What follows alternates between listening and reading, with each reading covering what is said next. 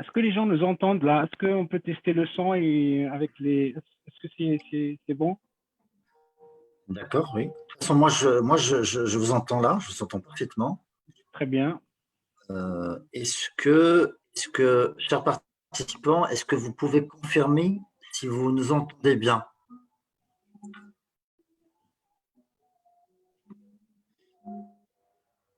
Alors, est-ce que vous pouvez écrire quelque chose sur l'espace de conversation? Très bien, oui, il ne faut pas hésiter. Je vais enlever le son ici.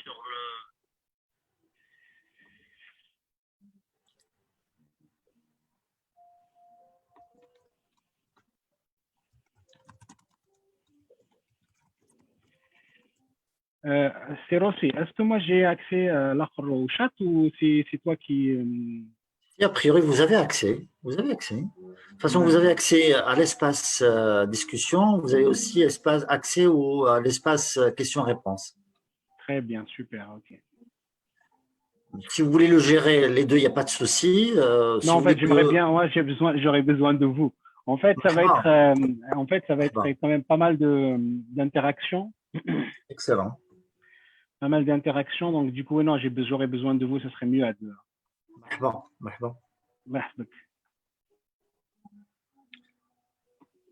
On va attendre 3, 4, 5 minutes au maximum. On démarre à 20h05. J'attends votre go. C'est quand vous voulez.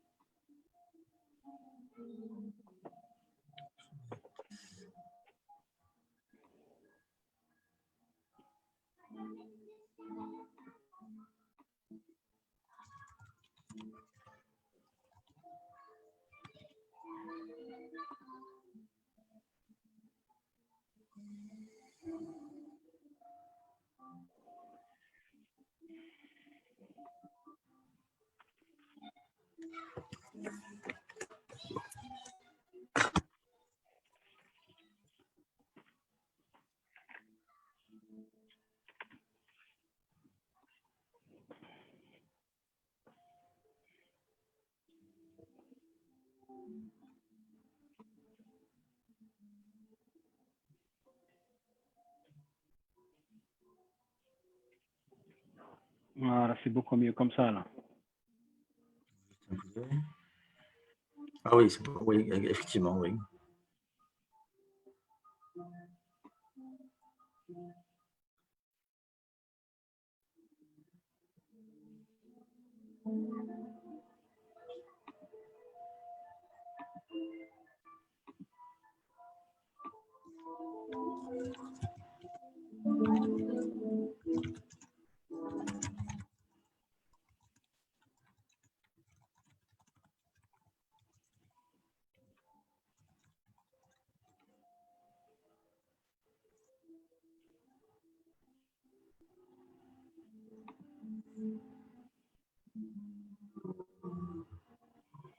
On a, pour l'instant, donc on a 42 personnes sur Facebook et 14 sur Zoom. Absolument, je confirme, oui. Très bien. Très bien. On vient juste relancer sur les groupes, sur le groupe WhatsApp. On vient de relancer la communication.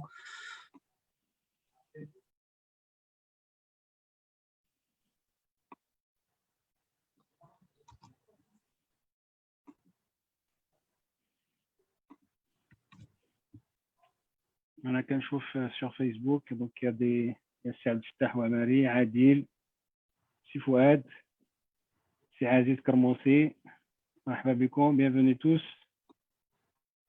سي زهير بالعربي je leur fais la pub là. Excellent, super. Ben, ils vont apprécier, je suis certain qu'ils vont apprécier. Ouais, bien sûr qu'ils vont apprécier.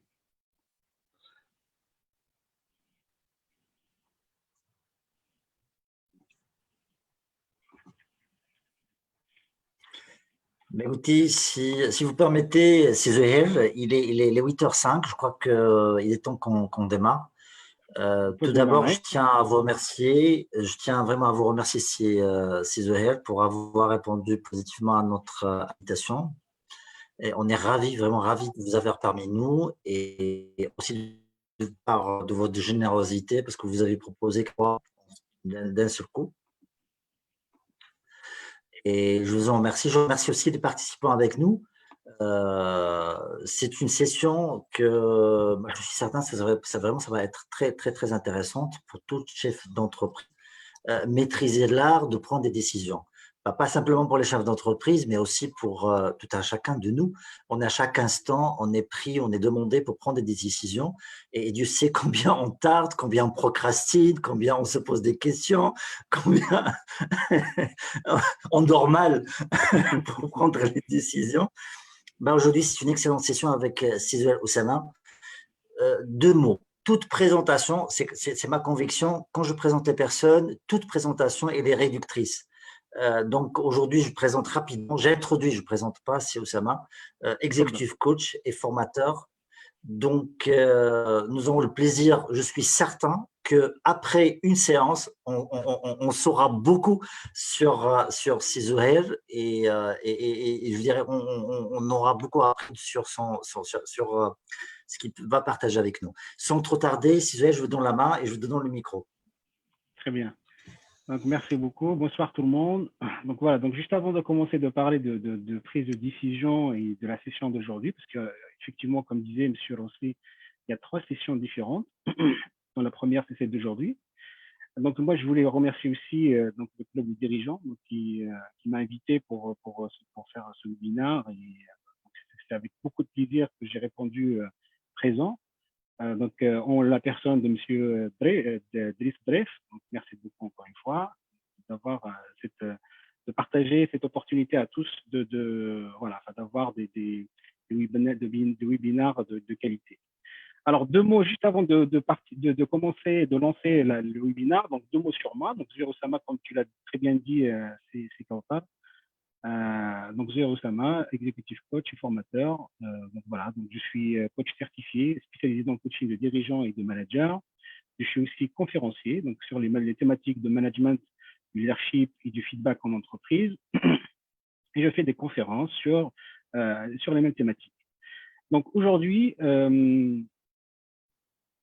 la première session au sujet de maîtriser l'art de prendre des décisions. Donc, comme je vous le disais, il y a 3 sessions. 3 sessions. La première, c'est aujourd'hui, c'est la prise de conscience des mécanismes de prise de décision. Comme on le sait tous, tout le monde prend des décisions, tout le monde est amené à prendre des décisions, comme disait M. Kautar, que ce soit dirigeant, que ce soit particulier, tous sans exception, on prend des décisions, tout le temps. Mais en même temps, il y a des mécanismes auxquels personne n'échappe. Et donc, il y a des mécanismes, des biais, etc. Donc, aujourd'hui, si on va faire un peu un tour autour d'une prise de conscience autour de tout ça. Ensuite, il y a une deuxième session qui est déjà programmée pour la semaine prochaine. Après, maintenant, on va voir peut-être voir pour l'horaire, mais en tout cas, c'est déjà pour samedi prochain. C'est sur les biais cognitifs. Donc, qu'est-ce qui intervient encore dans les prises de décision? Et la dernière session, c'est pratico-pratique, c'est donner les 7 clés ou les 7 questions clés à se poser avant de prendre n'importe quelle décision, que ce soit dans les affaires, que ce soit dans la vie de tous les jours. Donc, voilà. Hop. Alors aujourd'hui, de quoi on parle quand on parle de décision? Comment ça va se passer cette session? C'est que on va d'abord voir ensemble de quoi on parle quand on parle de prise de décision. En quoi c'est important de prendre une décision? Est-ce qu'on sait déjà qu'est-ce que ça veut dire décider? Et décider, c'est est-ce qu'on a une stratégie de décision? Quels sont les facteurs d'échec lors d'une prise de décision? Ça, on va trouver tous ces éléments ensemble. Quelle est la place des émotions dans la prise de décision? Et un sujet qui est très, très important et qui m'est très cher, c'est la conscience de soi. C'est-à-dire aujourd'hui, quels sont ces mécanismes de conscience de soi qui sont au service de notre prise de décision pour que ce soit plus efficace. Et on va faire une ouverture sur la session numéro 2 au sujet des biais cognitifs. Donc ça, comme je vous ai dit dans l'introduction, les biais cognitifs, on en parlera la deuxième session, donc celle de samedi prochain. Donc on va faire une ouverture avant de terminer cette session-là sur ces biais cognitifs. Et on va également parler des qualités d'un bon décideur. Alors, j'ai fait le choix, avant d'aborder cette session de webinaire, de la faire en sorte que ce soit très, très interactif. C'est-à-dire, voilà, j'aurai besoin de chacun de vous d'interagir avec tout le monde. Donc, à chaque fois, ça va être indiqué par des symboles. Voilà, par exemple, on va afficher la parole aux dirigeants, ben, on va sélectionner quelques dirigeants pour prendre la parole sur une thématique. Et il y a un autre sujet que je vous proposerai aussi tout au long de ce webinaire, c'est des expériences sociales. Vous allez vivre des expériences sociales qui vont vous rapprocher un peu de cette prise de conscience, notamment liée à la prise de décision. Donc voilà. Est-ce que tout est OK? Est-ce qu'au niveau du son, tu me confirmes, Monsieur Kautar, tout est OK pour l'instant? Oui, après, oui, tout est bon. Très bien. Donc là, ce que je vous demande à Monsieur Kautar, c'est quand on parle de la prise de décision, on parle de quoi? Et là, j'aimerais bien faire interagir les gens qui sont présents avec nous. On prend peut-être la parole même de 3 personnes qui peuvent juste nous dire quelques mots sur qu'est-ce que ça veut dire la prise de décision.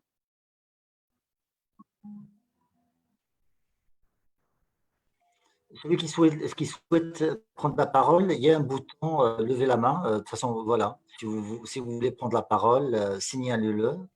On ouvre les Soit micros. prendre la parole, soit l'écrire par le chat, mais voilà, vraiment interagissez avec nous pour voir un peu, voilà, qu'est-ce pour vous, de quoi on parle quand on parle de prise de décision. Ouais, il manque un peu enfin, il y a le tout premier qui va lancer un peu les débats là. Donc on attend le tout premier là.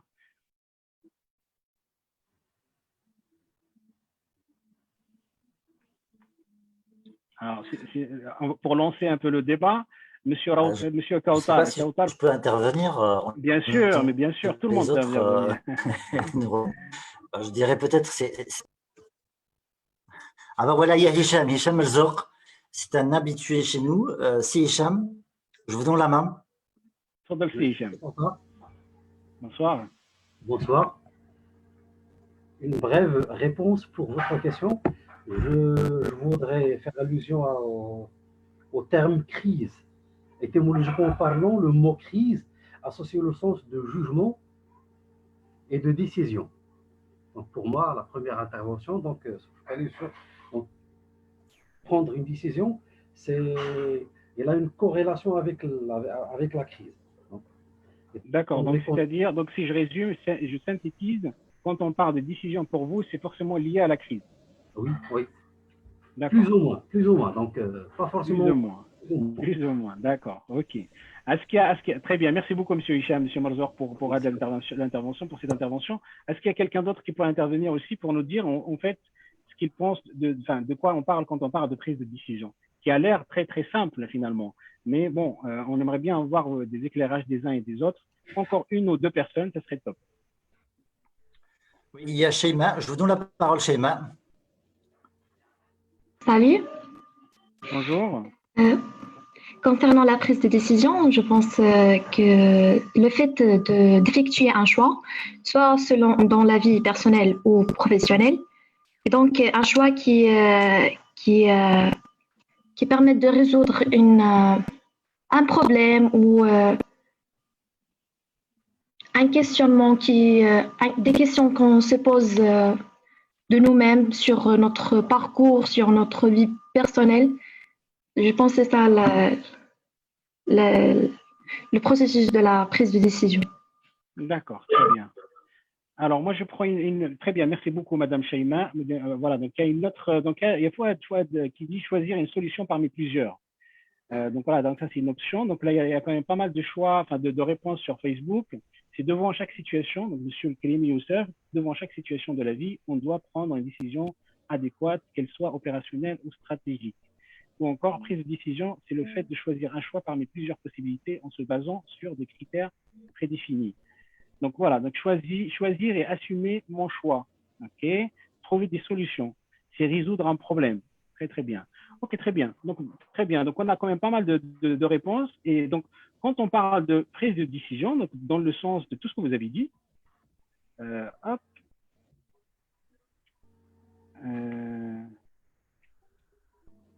Il faut que je clique. Donc on entend. Je sais pas, ça marche pas là. Comment je fais?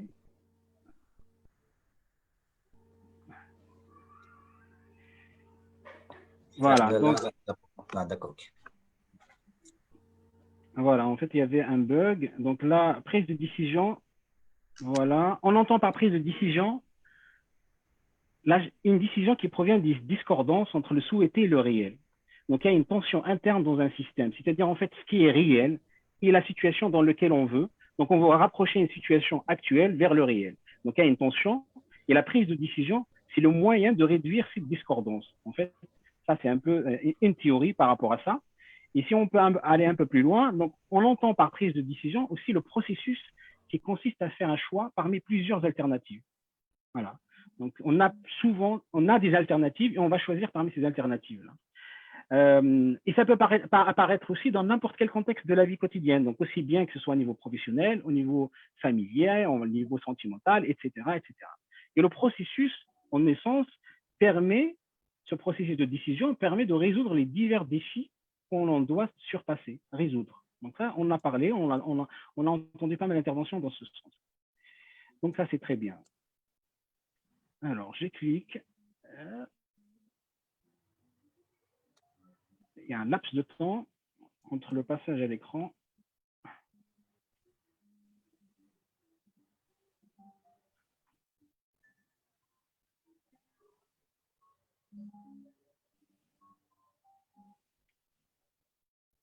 Là, je suis désolé, il y a un petit bug, mais ça va le faire. Ensuite, voilà. Donc, les décisions sont prises à chaque instant. Est-ce que vous avez aujourd'hui, donc on a parlé de pas mal de décisions, quelle est la décision que vous avez prise aujourd'hui, M. Kautas? Vous avez forcément pris des décisions aujourd'hui. Est-ce que vous pouvez juste donner une seule décision que vous avez prise depuis ce matin? Décision, c'est de travailler avec mon enfant et de recadrer mes projets de la semaine. Deux décisions que j'ai fait ce matin. Vous avez pris 2 décisions. D'accord. Est-ce que d'autres personnes ont pris des décisions ce matin, depuis ce matin? En fait, tout simplement, aujourd'hui, vous avez fait que de prendre une décision. Quand vous dites à l'heure, quand vous décidez de quelle heure à laquelle vous allez vous réveiller, c'est une décision. Ce que vous allez porter comme vêtements, c'est une décision. Si vous allez faire du sport ou de ne pas faire du sport, c'est une décision aussi. Dans quoi allez-vous dépenser votre énergie aujourd'hui, votre argent, votre focus? C'est aussi une décision. Quel bouquin allez-vous lire aujourd'hui ou pas lire? Même le fait de ne pas décider, c'est une décision en soi. Dans quoi vous allez investir votre temps, votre argent, pour votre développement personnel et celui de votre business, c'est une décision. Assister à ce webinaire ou ne pas assister à ce webinaire, c'est une décision. En fait, rien n'échappe à la décision. Même le fait de ne pas prendre une décision, en soi, c'est une décision. Donc aujourd'hui, si vous voulez, dans notre journée, l'ensemble de notre journée, c'est une successive de décisions qu'on prend à longueur de temps. Et en quoi c'est important? En quoi c'est important? Ça, c'est un vrai sujet qu'on veut se poser. Et là, je demande à tout le monde de me compléter avec 2 mots cette phrase-là. Aujourd'hui, la somme de mes décisions.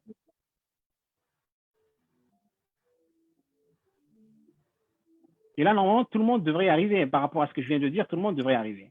Aujourd'hui, la somme de mes décisions, ça veut dire quoi? Quels sont les 2 mots qui manquent? Donc, utilisez le chat pour ne pas enlever le suspense. Utilisez le chat. Aujourd'hui, il manque 2 mots. je complète par 2 mots la somme de mes décisions. Je vous écoute.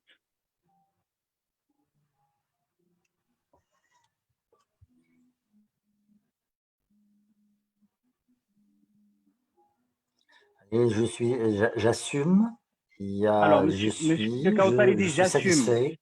Je satisfais, ouais. Je suis en train de lire ce qui a été écrit. Je suis en train de lire ce qui est écrit. D'accord. Il y a Mariam qui a dit je suis la somme des décisions. Hassan, pareil. Exactement. Je suis content Donc, c'est très de bien. la somme. Donc, c'est très bien. En fait, aujourd'hui, tout à fait, aujourd'hui, je suis la somme de mes décisions. Ça veut dire quoi? Le mot aujourd'hui, ça veut dire la journée même, mais même tout le passé jusqu'à aujourd'hui, je suis la somme de mes décisions. C'est-à-dire quoi? Aujourd'hui, ma vie, elle ressemble à la suite de décisions que j'ai prises par le passé. Tout ce que j'ai fait jusqu'à maintenant, ça fait que je suis la somme de ces décisions-là. Donc, c'est le quotidien. Aujourd'hui, ma journée, à la fin de la journée, elle va ressembler à la somme des décisions que j'ai prises. D'accord? Ça veut dire quoi? Donc là, il y a plusieurs enseignements à voir là-dedans, dans ce sujet-là. Ça veut dire, si je dis qu'aujourd'hui, à la fin de la journée, je suis la somme de mes décisions, peut-être que c'est trop tard pour changer mes décisions de la journée, mais c'est pas trop tard pour changer les décisions de demain. Demain, je peux très bien dire, mon objectif à la fin de la journée, c'est d'avoir ceci ou d'atteindre ceci ou cela. Mais du coup, par rétrospective, comment je vais mettre en place des décisions à prendre dès le matin pour me rapprocher davantage de ces décisions. Donc voilà. Et pareil, dans le passé jusqu'à maintenant, que ce soit dans mon entreprise, comment mon entreprise, elle marche très très bien, elle fonctionne bien ou pas, combien moi je suis épanoui dans ma vie personnelle, professionnelle, etc., bah, c'est le fruit de mes décisions aussi. Et donc ça veut dire que peut-être sur le passé jusqu'à maintenant, je suis plus ou moins satisfait de ma vie, de mon quotidien, de mon business, de mon entreprise, etc. Peut-être pas. Et si ce n'est pas le cas, bah, quelles sont les décisions que je dois prendre aujourd'hui pour les prochaines années à venir? Et ça, c'est une vraie question qu'il faut se poser. Donc, le quotidien des leaders aujourd'hui, c'est des décisions tous les jours, à chaque instant. Les décisions, c'est important. En quoi c'est important encore? Ben, c'est important pour relever de nouveaux challenges. Ce n'est pas uniquement pour résoudre des problèmes, parce que ça, c'est aussi un postulat un peu faussé. Ce n'est pas uniquement pour résoudre des problèmes. Si j'ai envie de relever de nouveaux challenges, si j'ai envie d'avoir de nouvelles ambitions, si j'ai envie d'atteindre, de m'accomplir, je prends la décision de m'accomplir, de m'auto-accomplir. Le leader, c'est important aussi la prise de décision pour réaliser des fusions-acquisitions. Imaginez, vous voulez vraiment grandir et vous êtes incapable de prendre des décisions. Ben, vous êtes incapable d'investir dans d'autres entreprises, dans d'autres domaines, de faire des fusions-acquisitions, etc. Je peux aussi important aussi parce que sans la prise de décision, comment je peux améliorer ma stratégie? Imaginez par exemple, j'ai une stratégie en place, très bien, il faut bien avoir une stratégie. Maintenant, cette stratégie, si elle ne fonctionne pas très bien, ben, j'ai besoin de l'améliorer. Et comment l'améliorer? Il faudrait que je prenne la décision de l'améliorer. Donc, c'est une décision importante. Donc, important d'avoir cette connaissance, la prise de décision, elle est importante pour le leader. Aussi, renforcer par exemple le recrutement, renforcer ses équipes en recrutement, c'est une décision qui est importante. Comment on peut imaginer par exemple une grande boîte ou une moyenne qui a besoin des ressources, etc., de ne pas recruter. Recruter, c'est des décisions de recrutement, de grandir et tout ça. Et ensuite, donc je l'ai laissé à la fin exprès parce que finalement, la prise de décision, ça ne concerne pas uniquement résoudre des problèmes. C'est une partie, mais ce n'est pas uniquement résoudre des problèmes. Ça peut être aussi atteindre des objectifs, atteindre une ambition et voilà, donc avoir un horizon de ce que j'ai envie de réaliser aujourd'hui dans ma vie personnelle, dans ma vie professionnelle, etc. Alors, donc j'ai un peu de laps de temps entre les différents, quand je passe d'un écran à l'autre. Voilà. Et si on parlait de stratégie, est-ce que vous avez une stratégie aujourd'hui de prendre, quand vous voulez prendre une décision, quelle est votre stratégie? Est-ce que vous avez des stratégies?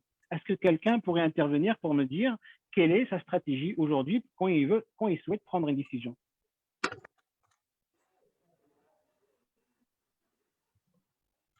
J'attends soit par chat, soit par audio. Quand vous voulez prendre une décision, comment vous faites? Est-ce que vous avez une stratégie qui est claire, qui est écrite, qui est connue même si ce n'est pas forcément écrite, mais qui est connue. Vous avez un processus que vous faites chaque fois pour prendre vos décisions. Est-ce que vous l'avez aujourd'hui? Et si oui, c'est laquelle? Awatef, il dit oui, elle fait le pour et le contre. Le pour et Il le y a contre. Donc, ça, Keltoum qui dit voilà. oui, oui, je Il y t'écoute. a aussi Keltoum qui dit définition du besoin, analyser, mettre en place un processus et ensuite valider. D'accord. Quoi d'autre?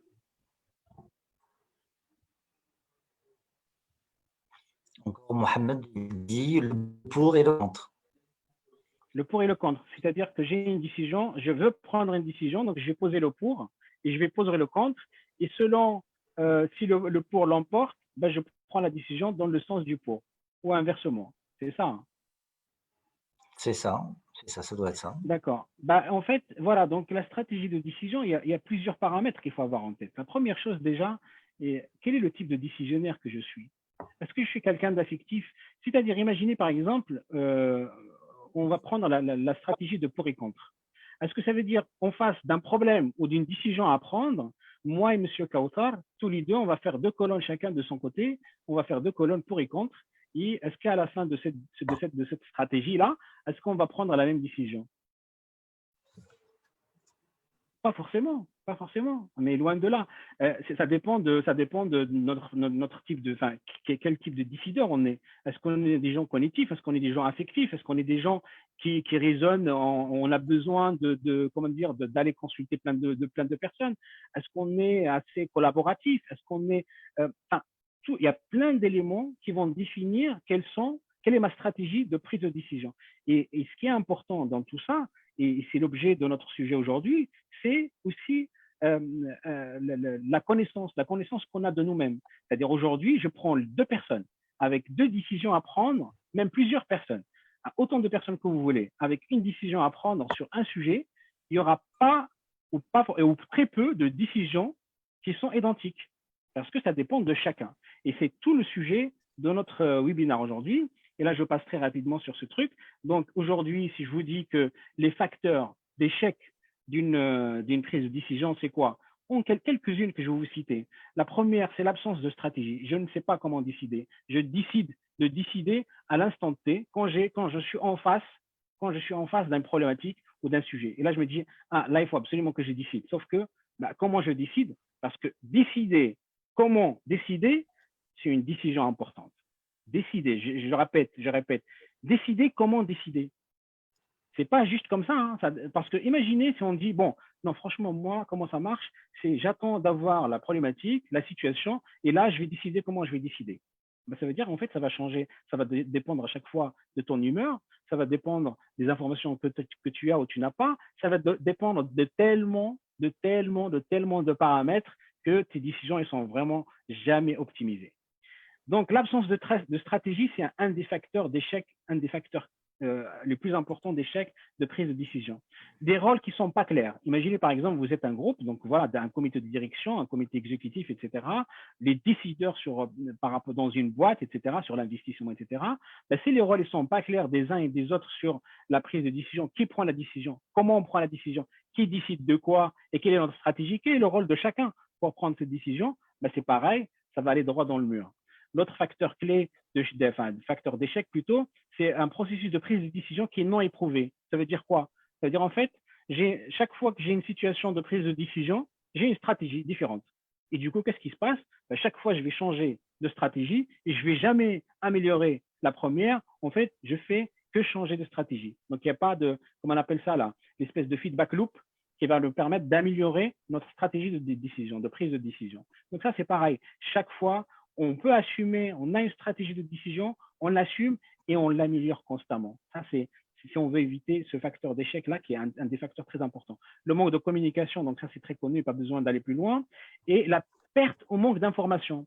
C'est-à-dire qu'aujourd'hui, soit on est dans l'infobésité, donc on a énormément d'informations et du coup, ça peut être un handicap, un réel handicap pour prendre une décision parce qu'on ne sait plus quelle information elle est pertinente ou pas. Je ne sais pas si vous avez suivi, si vous suivez un peu le sujet sur la fameuse chloroquine ou je ne sais pas quoi là sur le Covid. Il y a une étude qui est sortie là pour dire que finalement c'était pas, c'est un truc, c'est pas à recommander, quoi, cette molécule. Et après, les gens, ils ont fait une étude sur cette fameuse étude-là qui a été lancée par Lancet, et ils ont trouvé qu'ils sont basés sur l'intelligence artificielle pour prendre cette décision. Donc, ça veut dire quoi? Ça veut dire des informations, on ne connaît même pas d'où viennent ces informations, c'est un peu chopé partout, et ils ont sorti une décision qui dit que cette molécule, finalement, n'est pas opérante, sachant que cette molécule, elle existe depuis une trentaine d'années. Enfin bref, ce n'est pas pour polémiquer là-dessus, mais il y a un autre facteur clé d'échec qui est le manque de connaissance de soi et la conscience de soi. Comme ce que j'ai. Merci beaucoup. Donc, Nadia qui dit chloroquine. Merci. C'est exactement ça, c'est chloroquine. Donc, voilà.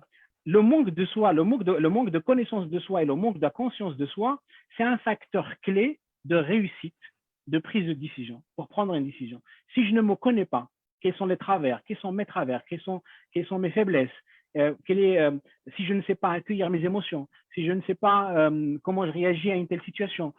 Imaginez par exemple, vous avez, j'ai vu tout à l'heure quelqu'un qui parlait de décision dans un cadre de négociation. Imaginez, vous êtes en train vous avez une décision à prendre et vous êtes avec un père, c'est-à-dire quelqu'un en face de vous, vous allez négocier sur un contrat important de négociation. Imaginez, la personne qui est en face de vous, c'est quelqu'un qui se connaît, qui se connaît très très bien, mieux que vous. Vous, à un moment donné, vous allez vous emmêler parce que la personne qui est en face de vous, qui se connaît très très bien, il connaît très très bien où est-ce qu'il va y aller.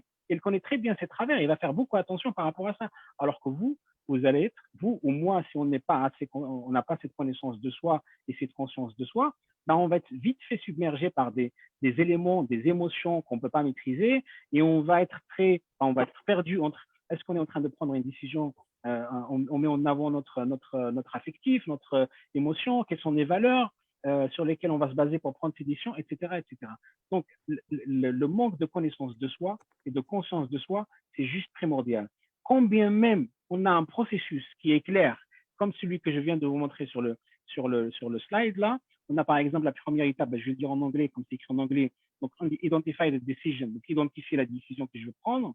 Je vais rassembler les informations, je vais identifier les alternatives, je vais donner un poids pour chaque alternative, je vais choisir parmi plusieurs alternatives, je vais passer à l'action parce qu'une décision sans action, ce n'est pas une décision. Et ensuite, je vais faire en sorte de revoir, de mettre en œuvre déjà cette décision et après revoir et l'améliorer cette décision-là.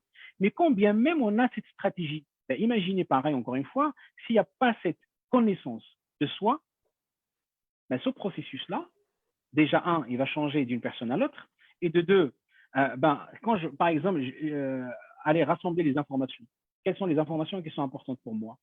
Si je ne me connais pas, et si je ne connais pas ce que je veux vraiment savoir, ce que je veux vraiment rassembler comme information, et si j'ai, je suis, si je peux facilement être, il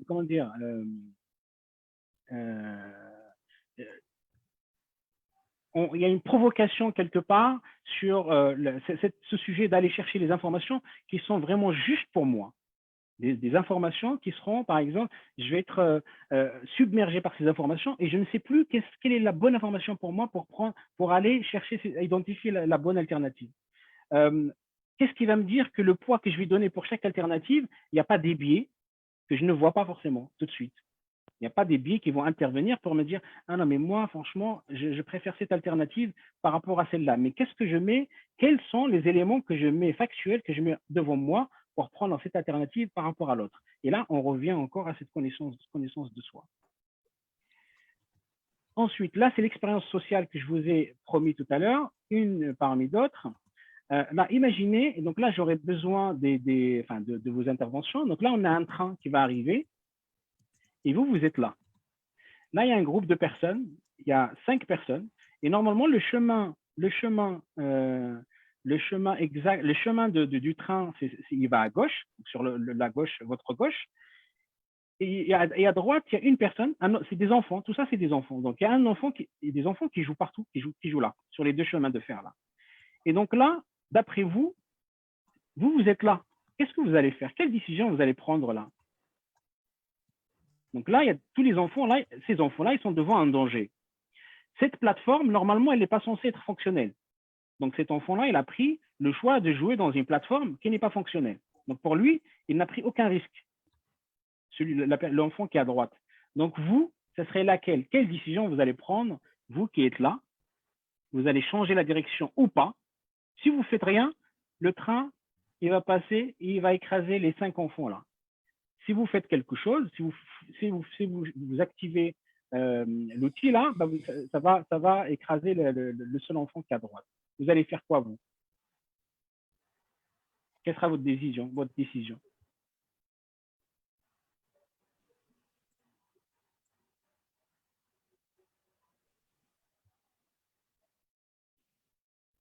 Allô?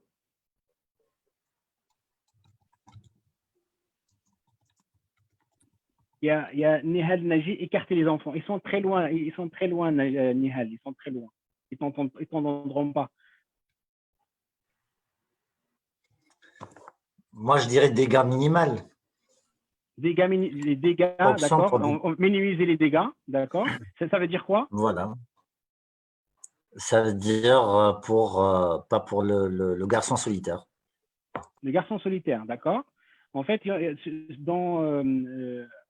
y a Zohel Belarbi, il dit 1. Je ne sais pas si ça veut dire 1. Ça veut dire l'option un enfant. Ça veut dire aller sur un enfant. Donc, pareil, minimiser les dégâts, d'accord. Il y a une personne qui a dit arrêter le train. Bah, le train, il est pas, on n'a pas l'action sur le train. Le conducteur, on n'a pas d'action sur lui. Alerter l'enfant. 2 décisions. Changer la route et aller aider la personne. Quoi d'autre?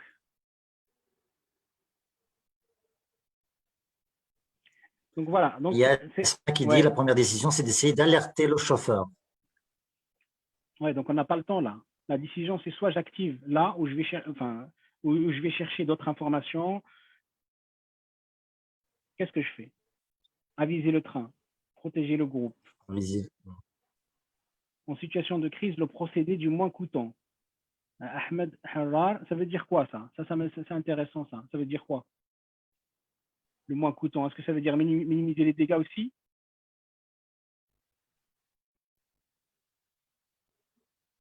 Voilà. Qu'est-ce que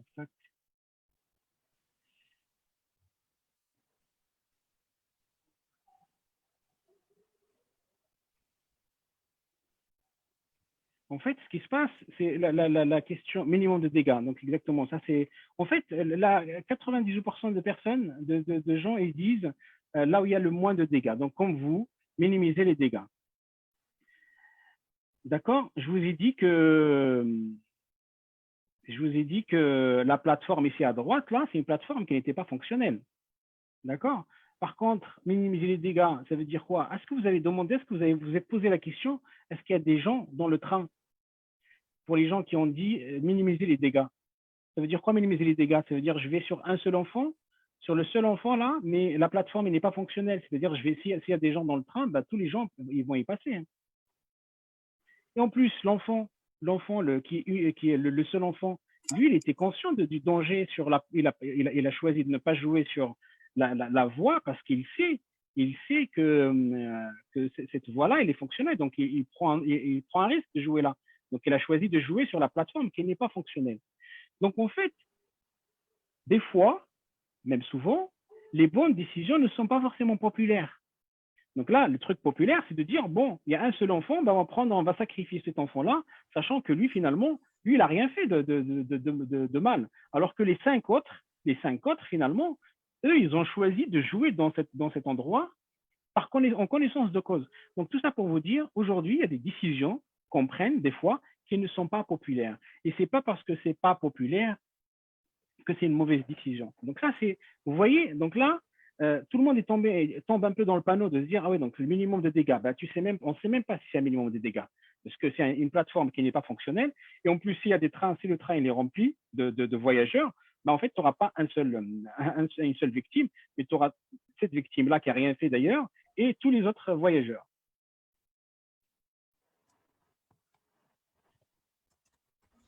Alors, ensuite, je passe.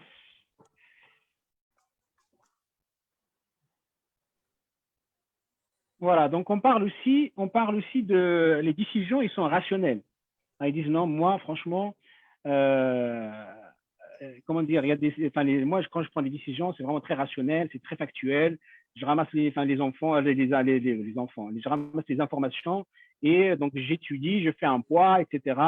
Et comment dire, et je prends ma décision. Est-ce que vous êtes d'accord avec ça? Si c'est rationnel, si c'est comme ça veut dire que les gens qui sont, par exemple, les gens qui sont fumeurs, ils vont jamais commencer à fumer, par exemple. Pourquoi ils continuent à fumer si c'est rationnel? Le rationnel, il va dire, écoute, c'est très dangereux de fumer une cigarette, c'est très dangereux. C'est très dangereux pour les poumons, pour la santé, etc. Et ça va impacter l'espérance de vie, etc. Donc finalement, la rationnelle, pour un fumeur, je prends cet exemple qui est assez connu, pour un fumeur, rationnellement, il arrête tout de suite de fumer. S'il dit, ouais, rationnellement, moi je prends des décisions rationnelles. Mais en fait, c'est pas que ça, c'est pas aussi simple que ça. C'est pas aussi simple que ça.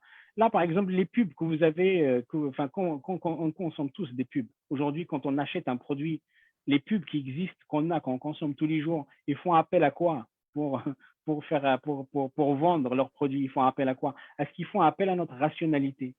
Est-ce qu'ils font appel à nos connaissances cognitives? Est-ce qu'ils font appel à notre aspect, à nos facultés intellectuelles? Les produits, la vente des produits, le marketing au sens général. Est-ce que c'est vraiment à ça à quoi ça fait référence? Là, pas du tout. C'est vraiment ça fait appel plus à nos émotions. Et ce qui se passe, c'est que la prise de décision, aujourd'hui, notre cerveau, comment il est fait? On a deux systèmes. Il y a un système 1 et un système 2. Le système 1, c'est le raccourci. Le raccourci. Et je donne un exemple. Tout à l'heure, j'étais avec un ami, donc on parlait un peu de ce sujet-là parce qu'on est assez passionné par ça. Donc, j'ai donné, par exemple, vous avez un lion en face. La décision qui vient tout de suite quand vous êtes en face d'un lion, vous n'allez pas vous dire, bon, alors là, je vais calculer le nombre de mètres que j'ai entre le moi et le lion et je vais voir quel est l'angle Non, en fait, là, le système 1, il dit quoi? Il dit, bah, écoute, tu fuis, quoi. Là, tu cours, tu prends tes jambes au cou et tu fuis, quoi. Et donc, ça, c'est le système 1. Il va prendre les raccourcis, il va prendre les décisions très, très rapidement. Le système 2, c'est le système qui nous permet d'être plus rationnel, de poser le pour et le contre, de prendre en compte nos biais cognitifs, etc. Mais on ne peut pas dire que le système 1 n'est pas utile. Au contraire, le système 1, il est très utile dans certaines circonstances, mais pas toutes les circonstances. Quand on a, par exemple, besoin d'un truc vital, on a besoin de survie, etc., bien sûr que le système 1 nous sauve la vie. Le système 2, par contre, quand on veut prendre une décision stratégique, une décision qui va lier, dont va dépendre l'entreprise, son investissement et même sa survie, on a besoin d'utiliser notre système 2 pour prendre les décisions. Alors, le rôle de la conscience de soi dans la prise de décision. Donc là, je ne sais pas, est-ce que vous savez ce que ça veut dire les biais? Est-ce que vous pouvez me dire ce que ça veut dire les biais cognitifs? Est-ce que vous savez ce que ça veut dire? De quoi on parle quand on parle de biais cognitifs? Alors, je prends soit chat, soit audio, comme vous voulez.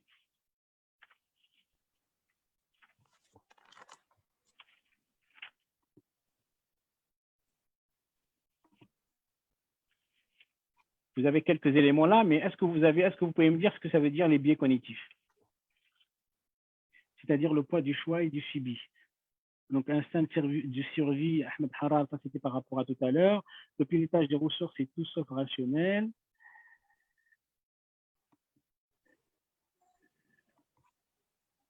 Les biais cognitifs. Les biais cognitifs, en fait, c'est la pensée qui alterne nos choix et qui fait prendre une mauvaise décision.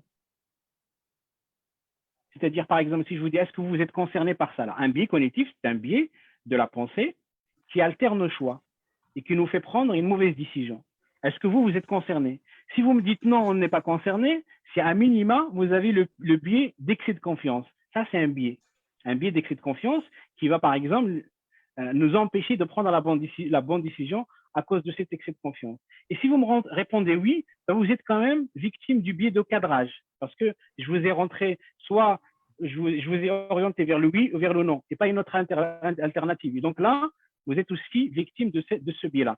Donc, il y a énormément de biais cognitifs qui vont intervenir dans nos prises de décision.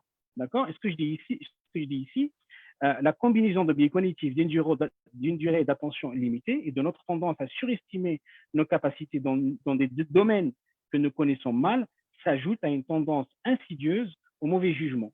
Donc, nous pensons que nous sommes de grands décideurs. Et c'est ça le problème quand on est, par exemple, un chef d'entreprise qui souhaite prendre une décision, une grande décision. Des fois, il est un peu solitaire, il va aller solitaire, enfin, d'une façon solitaire pour prendre ses décisions sans consulter les uns et les autres à cause de ce biais de confiance, en disant, à moi seul, je suffis à moi-même pour prendre ces décisions. Et là, je vous fais cette expérience qui est très intéressante. Ceux qui connaissent n'en parlent pas trop pour l'instant. Et là, hop, voilà. Est-ce que tout le monde voit la vidéo là? Encore, non? Là, je viens de lancer une vidéo. Je ne sais pas si dans l'écran noir, est-ce que vous avez est-ce que ça se lance ou pas? De toute façon, ce qu'on voit, c'est simplement le texte. Count how many times the players Voilà, c'est très bien, parce que j'ai fait pause là. J'ai fait pause. L'expérience là-dedans, c'est quoi? Donc, cette expérience sociale, c'est quoi? Ce que je vous demande à tous, et c'est d'écrire dans le chat, hein, voilà, c'est de dire, de compter combien de fois les joueurs qui sont habillés en blanc font de passes. Combien de passes ils font? C'est juste ça, juste ça. Voilà. Et je la lance.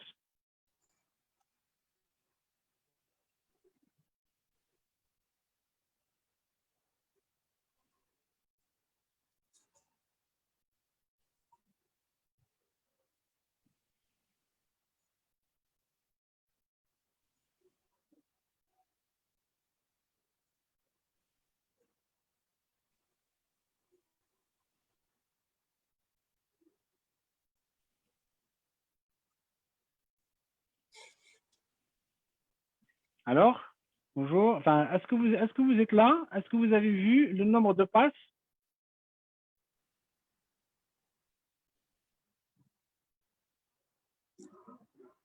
Le nombre de passes réalisées par les joueurs habillés en blanc. Combien de nombre de passes? Alors, il y a Yousra qui dit 16, Hassan dit 11, Awatif 20. D'accord. Quoi d'autre? Encore, Ali encore, dit encore. 12. D'accord. 13 de Nawel. Il y en a qui Ahmed ont vu 13 20. encore. Oui, 20 sur exact. Facebook. Ouais, très bien. 15. Hicham Hassan. 15. D'accord. Ok, très bien. Et là, l'autre question qui s'impose, enfin, vous avez trouvé combien, Monsieur Kautar?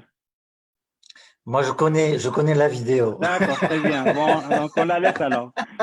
Donc, pour ceux qui ne la connaissent pas, est-ce que juste vous avez vu le fameux gorille, le gorille qui est passé entre les joueurs? Est-ce que vous l'avez vu ou pas? Qui a vu le gorille? Il dit oui. Alors, Hicham Marzouk dit oui. Ahmed dit oui. Nizha Hibti dit oui. Alors d'accord. Alors, on va dire plutôt l'inverse. Qui ne Abdel. l'a pas vu? Qui ne l'a pas vu? Qui n'a pas vu le Yousra ne gorille l'a pas passer vu. traverser? Yousra ne l'a pas vu. Awatif non D'accord. plus. D'accord. Qui d'autre? Nawel, si. Nawel, il a dit oui. D'accord. Ben, très bien. Donc, ceux qui sont très, très forts, ils ont vu le gorille. Est-ce qu'il y en a qui ont remarqué aussi que les rideaux, ils ont changé de couleur? Ah, ça, j'ai pas fait attention à ça. Donc, est-ce qu'il y en a d'autres qui ont vu le rideau qui a changé de couleur? Et ceux qui sont encore plus forts encore, donc ils ont vu le gorille et ils ont vu le changement de couleur des rideaux, est-ce que vous avez remarqué qu'il y avait un joueur qui a quitté la scène?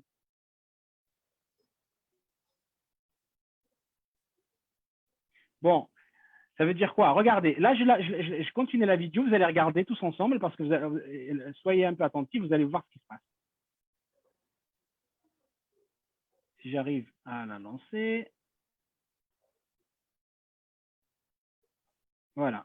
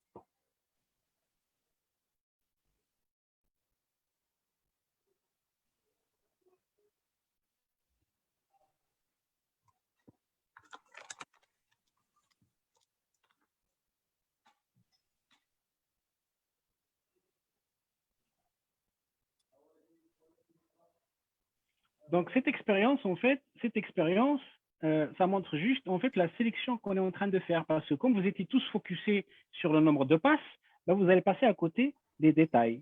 Vous allez passer à côté des détails qui sont parfois très importants. Donc, qu'est-ce qui se passe? Donc, on va faire une sélection de données et une sélection d'informations qui convient par rapport au sujet sur lequel on est focus. Si on ne focus que sur une problématique, bah, peut-être qu'il y a des trucs qui sont super importants. Si on n'arrive pas à prendre un peu de recul par rapport au sujet sur lequel on va prendre une décision, bah, on peut être pris de court et passer à côté de certains détails qui sont parfois très, très importants. Donc, il y a une autre expérience aussi que je vais vous faire vivre, parce que c'est vraiment, en expérimentant, je pense, c'est une meilleure façon de comprendre les choses. Là, je vous donne cet exemple-là.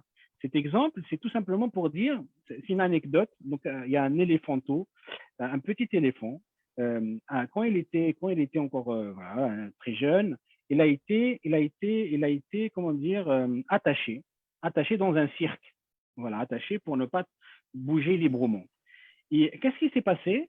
Des années passées, l'éléphant, il a commencé à faire plusieurs tonnes et il y avait toujours cette chaîne-là. Il n'a jamais essayé de se défaire des chaînes. Plusieurs tonnes, d'un seul coup de patte, il aurait pu arracher les chaînes.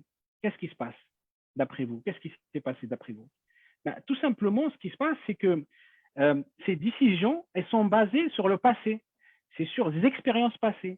Comme il se dit que, bon, finalement, dans le passé, chaque fois que je prenais la décision de bouger avec les chaînes attachées, je n'y arrivais pas. Je n'y arrivais pas du tout. Et donc, du coup, ça veut dire quoi? Il a lâché l'affaire, il se dit, mais non, de toute façon, ça ne sert à rien de prendre une autre décision, enfin, prendre cette décision de changer, de bouger, etc., parce que je l'ai faite avant et ça n'a jamais marché. Pour les dirigeants, ça veut dire quoi? Si je transpose. Imaginez, vous avez pris une décision d'investissement par le passé et que c'est mal passé. Ben, cette mauvaise décision du passé, elle peut influer sur la décision aujourd'hui si vous n'en êtes pas conscient. C'est-à-dire, vous allez vous dire inconsciemment, ben non, en fait, comme je me suis cassé la gueule quand j'ai pris cette décision d'investissement, jamais je ferai des investissements à nouveau. D'accord? Donc, voilà. Donc, ça, c'est important d'avoir ça. Donc, le passé peut avoir une influence très, très importante sur les décisions futures et actuelles. Une autre expérience sociale qui est aussi très intéressante, et ça, c'est un truc donc, qui s'est passé réellement aussi, c'est aux États-Unis, je pense que c'est à New York, je ne sais plus exactement, en tout cas, c'est aux États-Unis, il y avait un groupe de pompiers qui étaient appelés pour éteindre des flammes au sein d'une maison. Et donc là, le chef de pompiers, qu'est-ce qui se passe? Qu'est-ce qu'il fait? Il rentre et au bout de 30 secondes, il leur dit, on se casse. On ne reste pas, on bouge, on s'arrache. Et donc voilà, 30 secondes après, qu'est-ce qui s'est passé? La maison, elle s'est effondrée. Et quand on lui a posé la question, qu'est-ce qui vous a mené, qu'est-ce qui vous a pris pour partir? Comment vous avez senti ça? Alors, la question qui lui est venue tout de suite, et là, vous allez voir un peu par rapport à cette prise de conscience et la conscience de soi.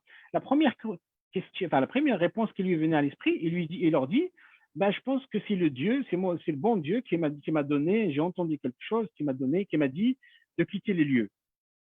Bon, les gens qui étaient en face, bon, d'accord, ok, le Dieu, mais finalement, est-ce qu'il y avait des éléments tangibles qui ont fait que vous êtes partis? Ben, en fait, il leur a dit, en réfléchissant, il leur a dit, ben, généralement, le feu, il a un son. Il a un son. Il fait le son. Il dit, mais j'ai pas entendu ce son-là. J'ai pas entendu ce son et je sentais la chaleur dans les pieds. D'accord? En fait, ce qui s'est passé, c'est que le feu, il était dans la cave. On ne le voyait pas, on ne l'entendait pas. Et qu'est-ce qui s'est passé? Le fait de sortir, il a sauvé la vie à tout son équipage. Et là, ça veut dire quoi, ça? Il y en a qui vont dire c'est de l'intuition. Donc, je prends la décision par l'intuition. Mais en fait, si on réfléchit longuement sur qu'est-ce que ça veut dire l'intuition, ça veut dire quoi l'intuition? L'intuition, c'est tout simplement c'est l'expérience qu'on acquiert toute la vie. Et à un moment donné, on se dit, ah, d'accord, là, ce sujet-là, moi, je le sens pas trop. Mais tu le sens pas trop parce que c'est du pif, parce que tu dis, bon, je me suis réveillé, je le sens pas trop. Si quelqu'un qui n'est pas qui n'est pas expérimenté de son domaine, il vient, il vous dit, écoute, moi, ça, franchement, ça, je ne le sens pas trop, je te déconseille de le faire, de prendre cette décision. En fait, tu ne vas pas donner forcément beaucoup de crédit à cette personne-là. Mais si par contre, c'est quelqu'un d'expérimenté, je vous donne un exemple concret. Quelqu'un, vous avez un recruteur qui va recruter, par exemple, un chargé de communication. Imaginons, on prend ce profil-là. Imaginez quelqu'un, donc vous avez deux profils de recruteurs. Il y en a un, il a recruté par le passé une centaine de chargés de communication. Pas une centaine de personnes, mais une centaine de chargés de communication. Et vous avez un deuxième recruteur que lui, il a recruté des chargés de communication, mais il a recruté 3, 4 chargés de communication. Qu'est-ce qui va se passer? Ben, celui qui est plus expérimenté, il peut très bien parler d'intuition. En fait, ce serait juste l'effet de son expérience qui va faire que, voilà, il va voir de certains éléments, il va dire, ah non, mais chaque fois que j'avais le client, enfin, le candidat, il agissait comme ça. Ou, voilà, donc il aura une meilleure connaissance de son domaine grâce à son expérience qui va devenir, en quelque sorte, il va dire, je ne le sens pas, ce que c'est ce candidat, par exemple. Voilà.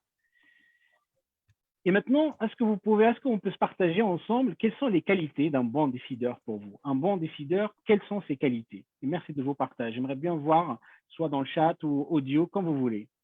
Quelles sont les qualités d'un bon décideur?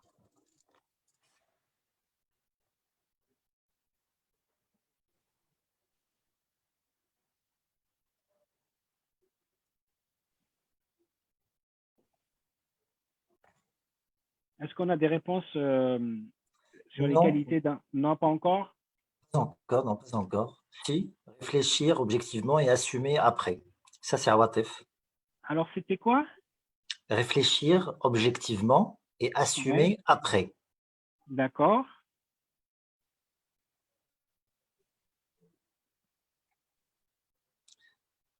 Quoi d'autre? Alors, il y a Yossra qui dit quelqu'un qui sait dire non, qui sait dire non. Qui sait dire non. Et là, je vois sur Voilà. Facebook, analyse, écoute, une forte personnalité, le charisme, encore analyse, la patience. Il y a l'engagement, optimiste, intelligent, sympathisant et ouvert, responsabilité. Sens écoute, sens d'analyse, fédérateur, prendre le risque, d'accord? Prendre du recul avant de passer à l'action. Très bien, ok. Être conscient et responsable. Voilà. Très, très bien. Donc, il y a… Alors, hop, je reviens sur le slide. Hop. Yenza qui dit « c'est quand la décision a abouti ». Ah ben ça, on ne le sait pas avant. Alors, en fait, ce qui est intéressant, alors ça, c'est très, très bon, c'est un très, très bon point. En fait, ce qui se passe, c'est que quand on parle de décision, une décision, elle est valable, elle est importante à l'instant T. D'accord? On prend une décision à l'instant T. Peut-être qu'après cet instant-là, cette décision ne sera plus bonne. Mais ce qui était important, c'est de prendre la décision à l'instant T. Et des fois, ne pas prendre la décision à l'instant T, c'est encore plus grave que de prendre une mauvaise décision. Des fois, c'est encore plus grave. Donc, et après, quand on parle de décision, la décision, on peut se tromper dans la prise de décision. On peut se tromper. Le dirigeant, le chef d'entreprise, il peut se tromper dans la prise de décision. Et ça veut dire quoi? Ça veut dire qu'à l'instant T, normalement, s'il avait mis toutes les chances de son côté, en rassemblant les informations, en étant assez conscient de ce qu'il fait, de comment il fait, avec les personnes avec qui il travaille pour prendre ses décisions, s'ils ont optimisé tout ça, donc à l'instant T, avec les meilleurs moyens qu'ils avaient à disposition, ils ont pris la bonne décision, même si à la fin, elle ne marche pas, cette décision. Parce qu'à l'instant T, c'était la seule option possible. Je veux dire, c'était cette précision qu'ils ont prise. Elle peut s'avérer pas bonne après, mais on n'est pas en train de parler, il n'y a personne qui anticipe l'avenir. Mais à l'instant T, quelle est la meilleure décision qu'on faut prendre? Et donc, c'est très bien par rapport à vos retours, vous allez retrouver un peu tout ça. L'écoute active, quelqu'un qui n'écoute pas l'autre avis, les autres opinions pour voilà, enfin, pour voir un peu ce que l'autre opinion, comment les autres voient les choses, quel est le prisme des autres personnes. L'ouverture d'esprit, quelqu'un qui est fermé et qui n'entend que sa voix, etc., ben, c'est sûr que ça ne va pas marcher. Le sens critique, c'est primordial. La prise de recul, ben, comme je vous ai dit tout à l'heure, la première vidéo il y en a qui n'ont pas vu le gorille, il y en a qui n'ont pas vu les rideaux qui changent, il y en a qui n'ont pas vu de joueurs qui quittent la scène. Voilà, prendre le recul et de se dire ne pas focaliser uniquement sur le nombre parce que c'est ce qu'on m'a demandé, ça c'est une prise de recul. La conscience de soi, notamment sur comment je réagis face à imaginez par exemple quand on parle d'une décision qui est dure à prendre. Une décision qui est dure à prendre et on n'a pas beaucoup de temps pour la prendre. Si on n'est pas conscient de nos mécanismes, de notre fonctionnement, de nos faiblesses, de nos forces, ça ne va pas le faire. Si on n'est pas conscient de tout ça, ça ne va pas le faire. Notre intelligence émotionnelle, est-ce que je sais me mettre à la place d'eux, par exemple, si je parle d'empathie plus précisément. Les forces et faiblesses, c'est quelqu'un qui connaît ses forces et faiblesses, un dirigeant. Le décideur, il connaît ses forces et faiblesses dans ce domaine de prise de décision. C'est là que c'est intéressant qu'il va faire appel à une équipe complémentaire qui va compléter un peu ses compétences et pour prendre la meilleure décision possible. Les valeurs, en quoi c'est important les valeurs de prendre des décisions? Un exemple qui va parler à tout le monde. Là, par exemple, on parle de Covid, là. Ça fait quelques mois maintenant qu'on parle du Covid. Quand il y a une prise de décision à prendre, comment ça marche? Qu'est-ce qui se passe aujourd'hui? Qu'est-ce qui se passe? On parle plus de process. On parle plus du cadre. On parle plus de normes. On parle plus de tout ça pour prendre une décision. On parle de deux choses. Deux choses et il n'y a pas une troisième chose. On parle de deux choses. Pourquoi? Parce que c'est une crise. Et quand il y a une crise, donc on ne sait pas comment ça va finir. On ne sait pas quels sont les mécanismes en cours. On ne sait pas comment ça se passe. Et quand c'est comme ça, quand on est dans des situations comme ça, tout de suite, on revient aux valeurs. Et les décisions phares dans le cadre d'une crise, ça a été quoi, notamment pour le Covid? La première décision, c'est protéger les gens. Toutes les entreprises ils disent, d'abord, on protège les gens. La deuxième décision, c'est comment servir le client, satisfaire le client. D'accord? C'est-à-dire, par exemple, imaginez par exemple quelqu'un qui travaille dans l'assurance ou peu importe. Mais en tout cas, il va se dire, c'est simple du coup dans les prises de décision. Chaque fois que j'ai une décision à prendre, je vais regarder est-ce que ça coche avec ces deux valeurs-là que j'ai définies. Vous voyez ce que je veux dire? C'est-à-dire que du coup, avoir ces valeurs-là, ça aide aussi à prendre la bonne décision. Et c'est même pas que en termes de pendant les crises. Imaginez par exemple, vous avez plusieurs options, plusieurs alternatives, mais à un moment donné, vous avez du mal à prendre encore la décision. Qu'est-ce qui va se passer? Se baser sur ces valeurs, ça peut être aussi très intéressant. Ça va vous guider davantage aussi pour prendre la bonne décision. Ensuite, confiance en soi, bien sûr. Enfin, on voit mal quelqu'un qui prend des décisions s'il n'a pas confiance en soi. Souvent, quand c'est le cas, quand il y a un manque de confiance en soi, on se laisse aller et c'est d'autres personnes qui prennent des décisions pour nous, quoi. Donc ça, c'est primordial. Ensuite, c'est quelqu'un qui est fonceur. Le décideur, c'est quelqu'un qui est fonceur. C'est-à-dire, il a une décision, une fois qu'il a pris sa décision, il va foncer, il va mettre en mouvement, mettre en place le plan d'action pour aller dans le sens de la décision qu'il a prise.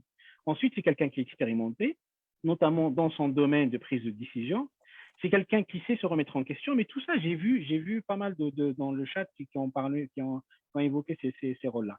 Ici, quelqu'un qui assume, c'est-à-dire, peu importe si la décision au final marche ou pas. Pourquoi? Parce que quand on dit décision, il y a une part de risque, il y a une part d'incertitude. Mais il faut juste savoir qu'à l'instant T, j'ai pris la meilleure décision. C'est ça qui est important. Après, il faut que j'assume. Donc, le dirigeant, un bon décideur, si je peux dire, c'est quelqu'un qui va assumer ses décisions. Et vous allez voir qu'un des biais cognitifs qui est très connu, on va le voir dans la deuxième session, c'est par rapport à cette façon d'assumer. En fait, il y a des dirigeants, quand ils prennent une décision et que ça marche bien, ils disent que c'est eux, c'est grâce à eux.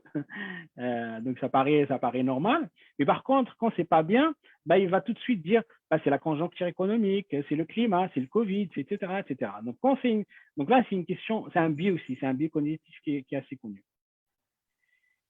Ensuite, alors là, c'est du takeaway pour aujourd'hui. Ça, c'est important de vous donner quelques éléments. Quand on veut prendre une décision, il y a quelques étapes à respecter pour prendre une décision. Donc là, c'est juste par rapport à ce qu'on s'est dit aujourd'hui. C'est-à-dire dans les deux prochaines sessions, il y aura quand même beaucoup de compléments qui vont venir affiner ces éléments-là. Donc, la première, c'est par exemple, je vais noter les 5 objectifs qui seront affectés par ma décision. Et ça veut dire quoi? Ça va faire en sorte que ça va éviter le piège de rationaliser votre décision après coup. Qu'est-ce que ça veut dire ça? C'est-à-dire, il y a des gens qui vont dire, je vais prendre une décision et après, je vais réfléchir à comment faire en sorte que ma décision soit une bonne décision. C'est un peu à l'envers, quoi. Et ça ne se passe pas comme ça. Ça ne se passe pas comme ça. En fait, il faut d'abord rationaliser et prendre la décision après, et pas l'inverse. Et donc, du coup, quand tu notes tes objectifs qui seront affectés par la décision, ça va te permettre d'aller dans ce sens-là. Ensuite, écrire au moins 4 alternatives réalistes. Et ça, aucune pratique aujourd'hui n'améliore les décisions plus que d'élargir vos choix. C'est-à-dire, j'ai plusieurs choix, et là, après, je vais me focaliser sur les alternatives qui vont plus ou moins fonctionner. La troisième, je vais noter les informations les plus importantes qui me manquent. Parce que qu'est-ce qui se passe d'habitude? On se focalise sur ce qu'on a comme information et on ne se pose pas la question sur ce qui nous manque comme information. Et ça, c'est un autre biais aussi, un biais qu'on va voir la semaine prochaine. Donc, souvent, on se laisse distraire en fait de ce qu'on ne sait pas. Donc, on se dit, ah, j'ai ces informations-là.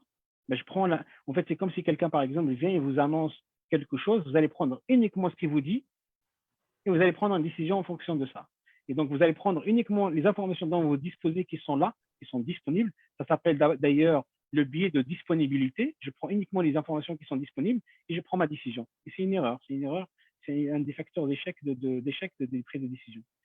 Ensuite, le quatrième point, c'est noter ce qui est susceptible de se produire à l'avenir, bon ou mauvais, c'est-à-dire pour pouvoir anticiper. Pour pouvoir anticiper, je vais essayer de voir quels sont les impacts de ma prise de décision.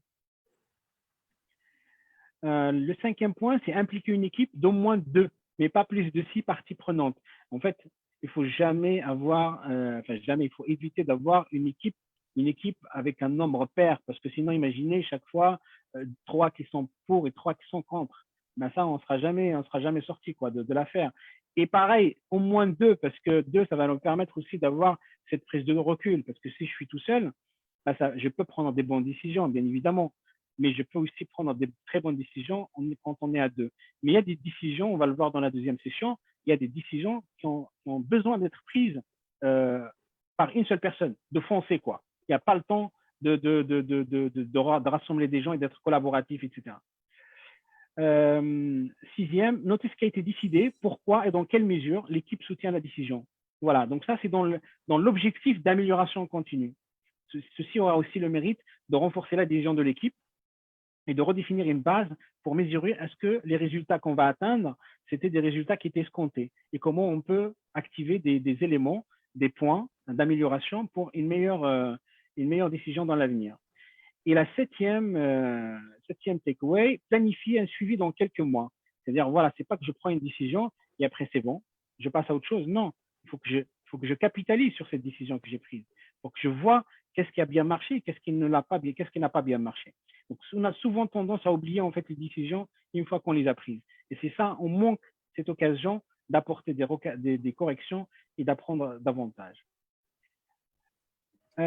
L'illusion de rationalité. Donc là, ce que je vous ai dit tout à l'heure, ça va être une ouverture sur la prochaine session en termes de biais cognitifs. Donc, on en a parlé tout à l'heure. Les biais cognitifs sont des formes de pensée qui deviennent de la pensée logique ou rationnelle et qui ont tendance à être systématiquement utilisées dans diverses situations. Donc, ils constituent des façons rapides et intuitives de porter des jugements ou de prendre des décisions qui sont moins laborieuses qu'un raisonnement analytique qui tiendrait compte de toutes les informations pertinentes. On va aller beaucoup plus loin la semaine prochaine sur ce sujet de biais cognitifs qui est juste essentiel dans le cadre de prise de décision. Comment dire, je vous donne un exemple qui est c'est une anecdote. C'est arrivé à tout le monde, à tous les gens qui ont pris l'avion au moins une fois dans leur vie, ils ont un biais cognitif, ils ont fait face à un biais cognitif. Je prends l'exemple quand, par exemple, vous êtes installé dans votre siège en avion et vous avez une place à côté de vous qui est vide. Et vous allez voir des gens qui passent. Et là, vous dites, ah non, mais pas lui. Ah, franchement, j'espère que c'est pas lui. Lui, ça soit pas à côté de moi.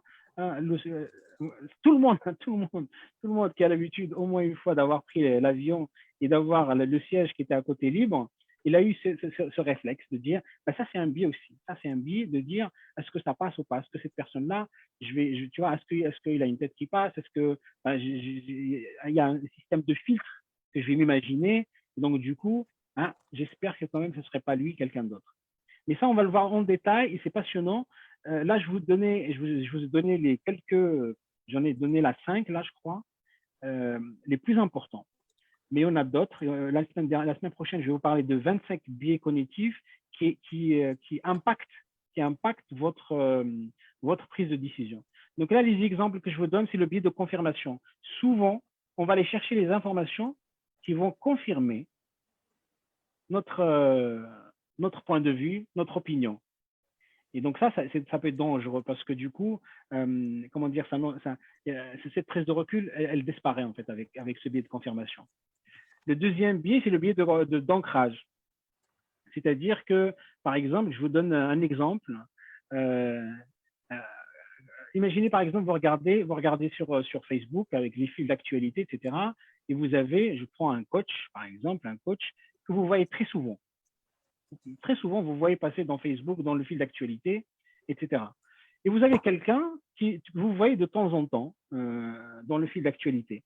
Ben, généralement, vous aurez plus tendance à faire confiance à celui que vous voyez plus souvent qu'à celui que vous voyez d'une façon très rare. Après, il y a des exceptions. Mais ça, voilà. Donc ça, c'est un biais. C'est un biais qui fait plus on est exposé, plus les gens nous font confiance. Le biais de disponibilité, tout à l'heure j'en parlais, donc la difficulté d'assimiler de nouvelles informations. Donc souvent, on va se contenter de ce que nous avons comme information pour ne pas se compliquer la vie, pour se confirmer un peu notre processus de décision. Le biais d'attribution, donc la tendance à tirer des conclusions hâtives, voilà. Et le dernier, c'est le biais d'autorité. Ça, c'est un exemple qui marche tout le temps. Un biais cognitif qui peut induire en erreur. Imaginez par exemple, vous êtes en réunion d'équipe, ou bien en décideur, ou bien juste en réunion familiale, etc. Bah, si quelqu'un qui a une autorité, qui a plus de charisme par rapport aux autres, s'il prend la parole en premier, les autres, ils vont plus ou moins aller dans son sens à lui. C'est-à-dire qu'ils ne vont pas essayer de le contredire. Donc, pour ne pas le contredire, ils vont dire qu'il est d'accord avec… donc, ça s'appelle le biais d'autorité. Et ça marche beaucoup encore dans le monde d'entreprise, dans une réunion d'équipe. Si le leader il prend la parole en premier ou parmi les premiers et il donne une orientation, souvent les gens, surtout les gens qui n'ont pas forcément confiance en eux ou bien qui ne se connaissent pas assez bien, ils vont aller dans le sens pour ne pas contredire cette personne-là qui est assez connue, qui a plus de charisme qu'eux. Voilà, je viens d'arriver vers la fin de cette première session en vous remerciant tous. Et là, c'est ouvert pour les questions-réponses si vous en avez, et notamment pour vos feedbacks, parce que ça m'intéresse. Étant moi-même un spécialiste du feedback en entreprise, parce que je donne des conférences sur le feedback, je suis très à l'écoute de vos feedbacks pour améliorer ce webinaire et pour me dire aussi sur qu'est-ce qui vous a bien plu, qu'est-ce que vous avez trouvé qui était intéressant, etc., etc. Merci beaucoup. C'est moi qui vous écoute maintenant. Merci beaucoup, César. C'était vraiment très, très intéressant, très instructif. Je vous remercie encore une fois pour avoir respecté le délai. Je crois qu'on va en profiter aussi du temps restant avec les commentaires, les questions des différents participants. Là, je vois Aziza Ftouhi qui lève la main. Non, il a désisté. Fatiha, Madame Aziza, à vous la parole. Je vous permets de parler. Voilà, votre micro il est activé. Très bien. Oui, bonsoir. Bonsoir. Bonsoir. Je vous remercie pour m'avoir accordé la parole. Je tiens à remercier je tiens à vous remercier, monsieur, pour cette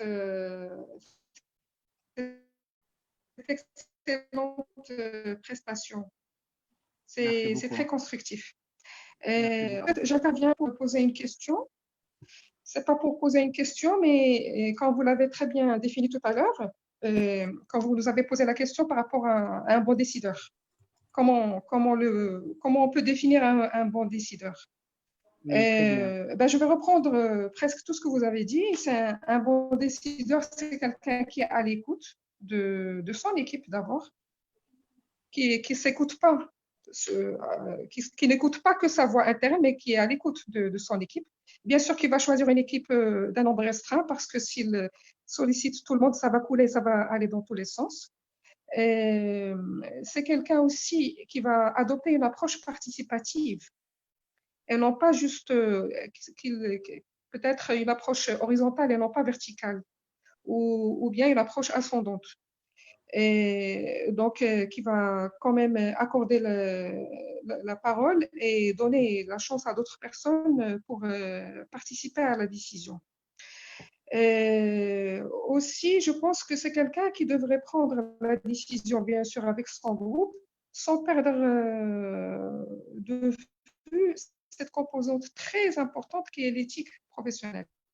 Donc, il doit se montrer intègre.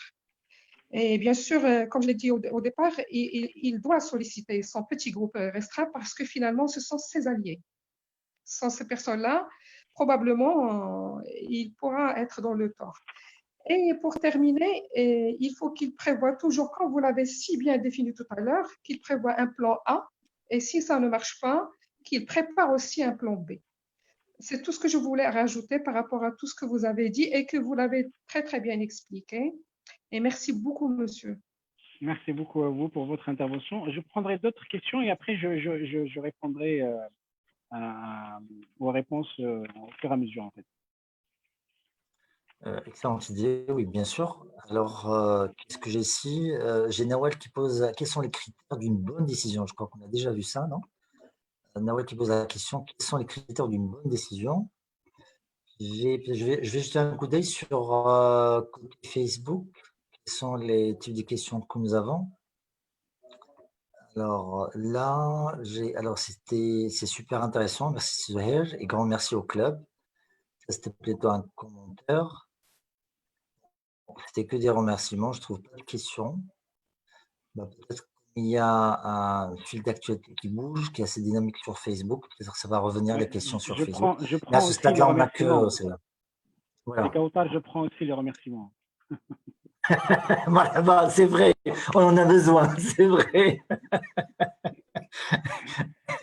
Non, merci beaucoup. Donc, ouais, donc, ce que je vais faire, c'est que je vais répondre à la première question et après, peut-être que ça va donner aux autres quelques idées de questions s'ils le souhaitent ou bien des feedbacks, parce que les feedbacks aussi, ça m'intéresse, comme je disais au départ. Donc, en fait, ce que disait c'était Madame Aziza, je crois. Donc, oui. sur l'implication des équipes, etc. Bien sûr que c'est important. Bien sûr que c'est important, mais c'est pas tout le temps obligatoire. C'est pas tout le temps obligatoire parce que ça dépend aussi de type de décision à prendre. Je donne un exemple. En fait, il y a plusieurs types de décisions, de processus de décision et de façon de décider. Il y a la décision qui est autocratique, il y a la décision qui est par délégation. Donc, j'ai les dirigeants ou bien le chef d'entreprise ou bien le manager qui va déléguer à son équipe ou à un membre de l'équipe. Il y a des décisions qui sont consultatives. Il y a aussi des décisions qui sont démocratiques. Donc, on va poser la question à chacun, etc. Il y a des prises de décision par consensus. Il y a des prises de décision par consentement. Il y a même des prises de décision stochastiques. Ça veut dire des pile ou face, quoi. Ça existe.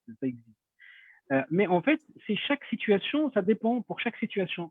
C'est-à-dire, des fois, imaginez par exemple une situation où l'urgence est extrême. L'urgence est extrême. Par exemple, aujourd'hui, dans le cadre du Covid, il y a une cellule de crise. Il y a des cellules de crise dans toutes les entreprises. Imaginez que si, pour prendre une décision super importante et super urgente, à chaque fois, on fait appel aux gens, à tous les membres de l'équipe, etc. C'est juste pas possible. C'est juste pas possible, du coup, dans le sens où on n'a pas le temps pour prendre la décision de tout, enfin, prendre l'avis de tous. Et donc, voilà, donc il faut tracer, il faut foncer. Mais bien évidemment, il y a des situations où plus on est nombreux à prendre une décision, plus on est dans un cadre participatif et collaboratif, donc il y a des situations qui s'y prêtent très, très bien et où, à l'inverse, une décision unilatérale n'est pas la bienvenue, bien évidemment.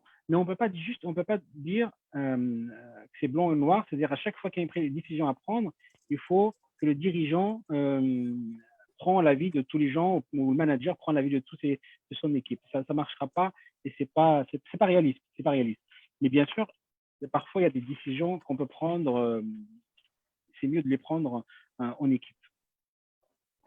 Recommandation des bouquins pour approfondir la compréhension de l'art de prise de décision.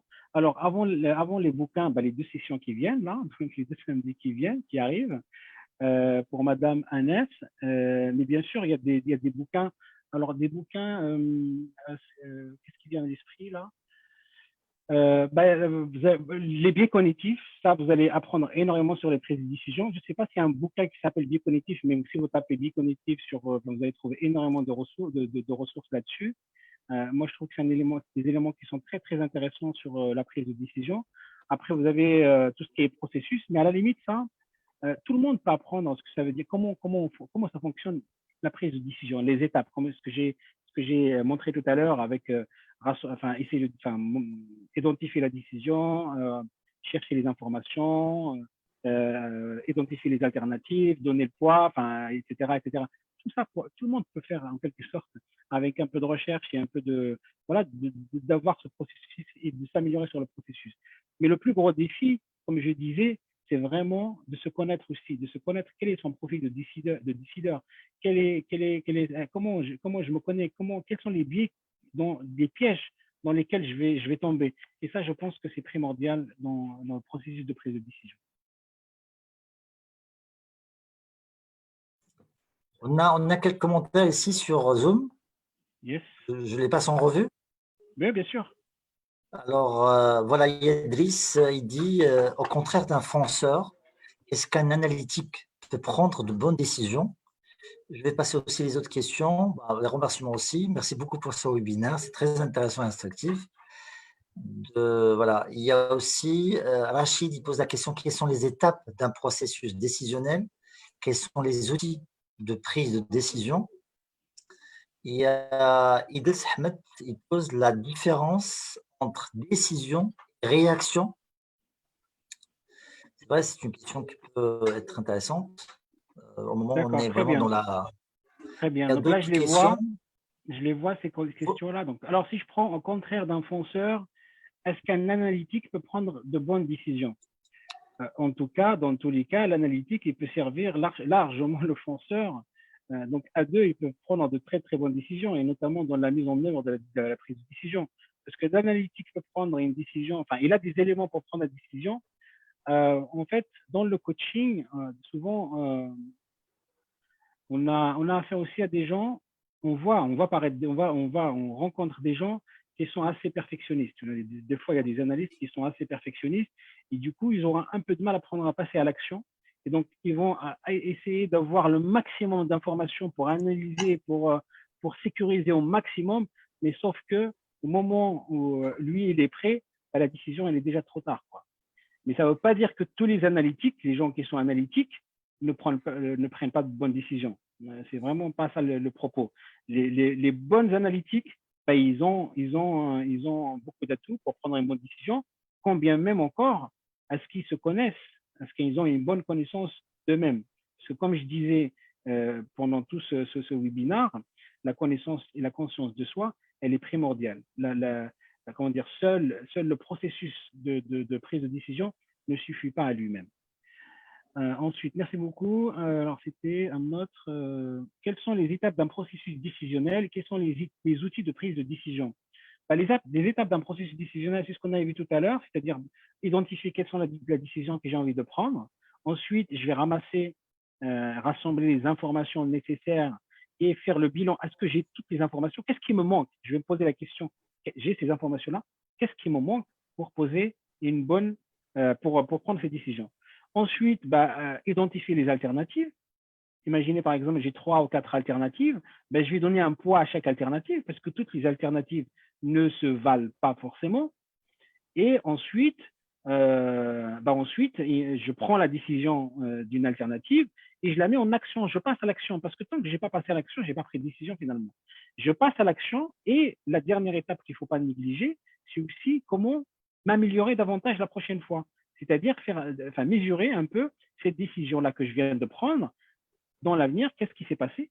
Après, je vais faire un bilan, qu'est-ce qui s'est passé, qu'est-ce qui a bien marché par rapport à ce que j'avais pris comme élément, etc.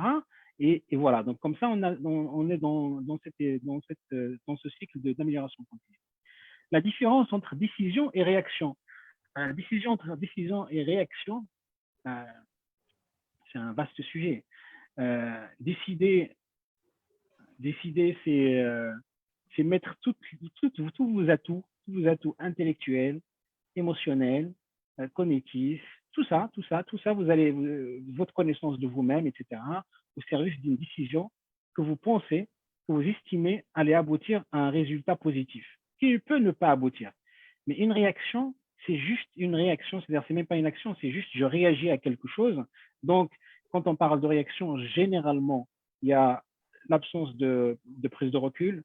On a tendance à ne pas forcément avoir cette capacité à accueillir ces émotions et à les écouter, etc. Et on va être dans la réaction. Donc, et souvent, quand on prend une décision après une forte émotion, quelle qu'elle soit, parce que ça peut être une émotion positive, donc heureuse, un événement heureux, ou bien un événement triste, mais la décision, souvent on regrette un peu la décision. Donc voilà. Si vous permettez, je vais lancer en même temps le sondage de fin de session. Comme ça, on va permettre aux différents participants de… Voilà. Je lance le sondage. Je vous invite, chers participants, de répondre à ce petit sondage-là, dire un petit peu ce que vous en pensez, des séminaires du club, de la présentation. De toute façon, il y a les questions, ils sont là. Très bien. Alors, je reprends en même temps une question. Est-ce que le fait d'être rationnel peut mener à une mauvaise décision? Je dirais pas forcément, mais oui ou non. Oui et non. C'est-à-dire que si je suis juste rationnel et j'écoute pas un peu, comment dire, je suis pas à l'écoute de mes émotions, etc. Je peux passer à côté de quelque chose. Je peux passer à côté d'une bonne décision. Donc c'est pas blanc et noir. Mais par contre, quelqu'un qui est rationnel, qui a une bonne connaissance de soi, il est plus à même de prendre une très bonne décision par rapport à quelqu'un qui ne l'est pas.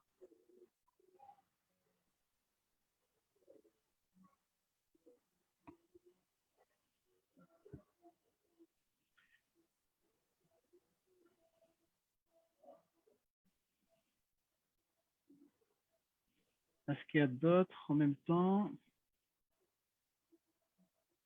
Alors, il y a une question ici. Parfois, on est convaincu que c'est la bonne décision, mais si on la prend, on risque de se faire beaucoup d'ennemis. Donc là, tout à l'heure, on parlait de décision populaire ou pas. Donc, est-ce que c'est la bonne décision ou pas? Et après, est-ce que le risque de se faire beaucoup d'ennemis, c'est un risque? Donc, du coup, est-ce que pour vous, dans le cadre de cette décision que vous voulez prendre, est-ce que c'est un risque acceptable ou pas? C'est ça la question, la vraie question. Si c'est un risque acceptable et que la décision, elle est bonne, ouais, pourquoi pas? Si maintenant, se faire beaucoup d'ennemis, c'est pas un risque acceptable, c'est-à-dire par rapport à cette décision que vous voulez prendre, c'est un peu disproportionné, peut-être que c'est pas une bonne décision. C'est à vous de voir. Donc ça, c'est à vous de voir un peu est-ce que ce risque-là rentre dans la ligne de mire de votre processus de prise de décision.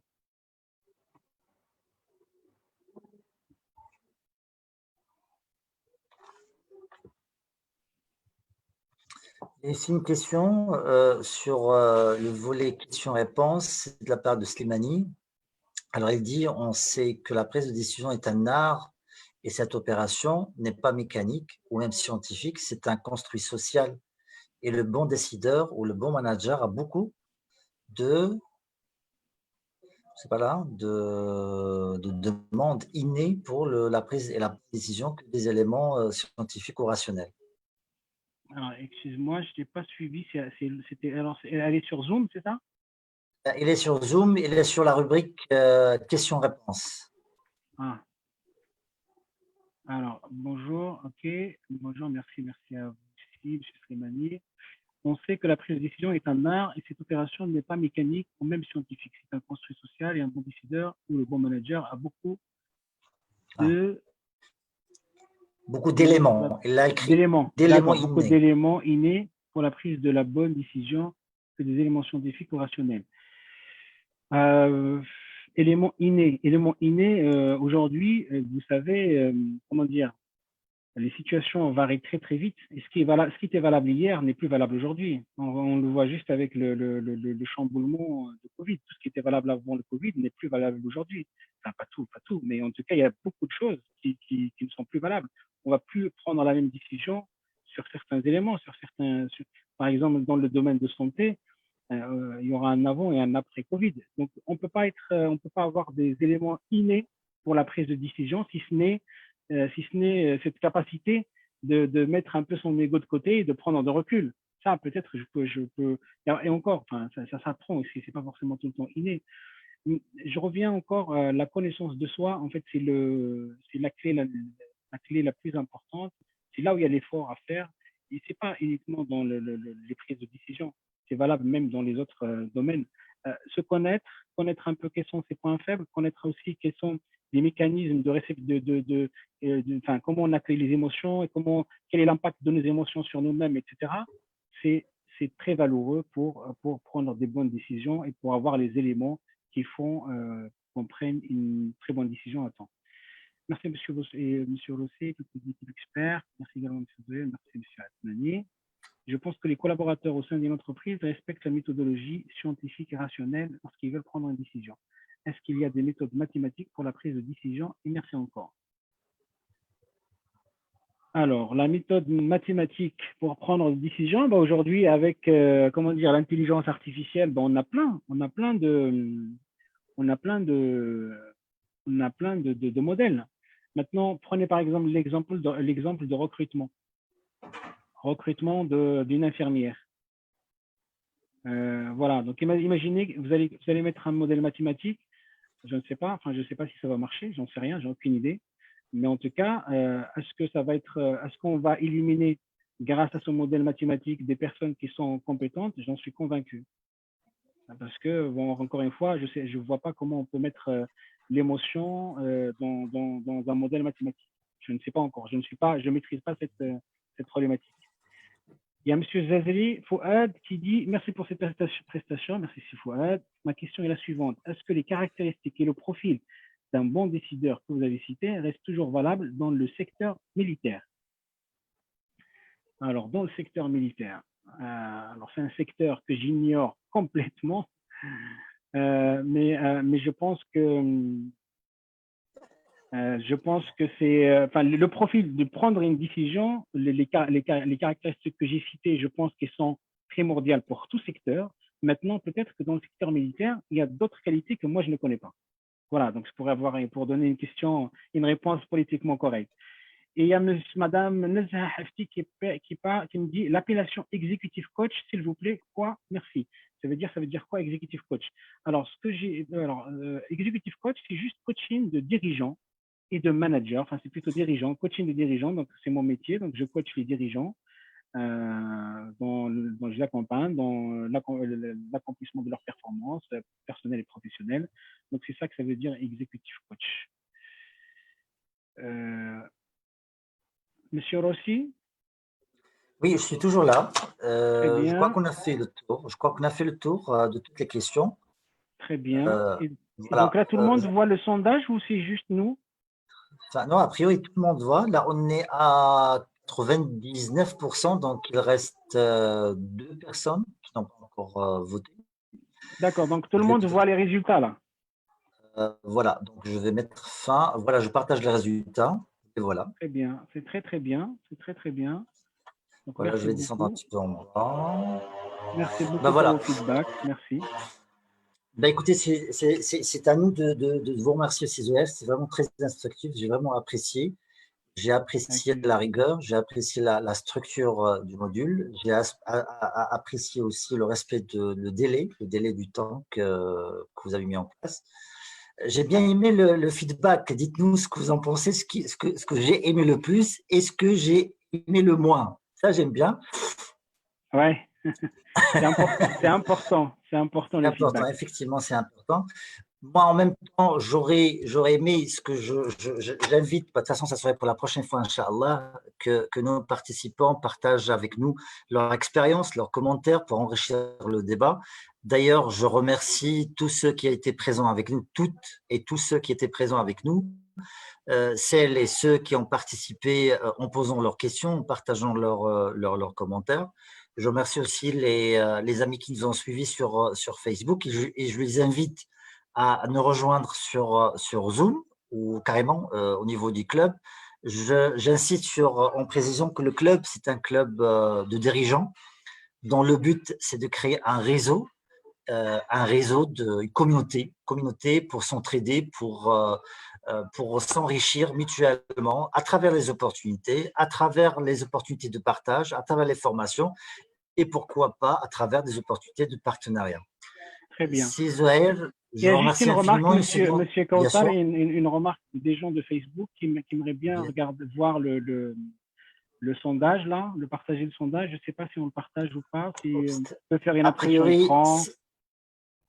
De toute façon, il le rend comme on partage Zoom, donc a priori ils doivent l'avoir. D'accord, ok. Avec un petit délai, avec un petit délai. Parce que là, moi aussi, je l'ai perdu, je l'ai plus sur mon écran. D'accord, ok, très bien. Voilà. Bah, écoutez, je vous dis donc à la semaine prochaine, Inch'Allah. Comme vous l'avez précisé tout à l'heure, ce qu'il risque, donc on garde le samedi, mais il risque qu'on va changer peut-être l'heure, n'est-ce pas? Ça va être peut-être plutôt 20h, heure de Paris plutôt. Voilà, on verra ça ensemble. Inch'Allah, et on va communiquer ça pour les participants. Très bien. Merci à tout le monde et à très bientôt, Inch'Allah. Allez, au revoir. Merci beaucoup, au revoir.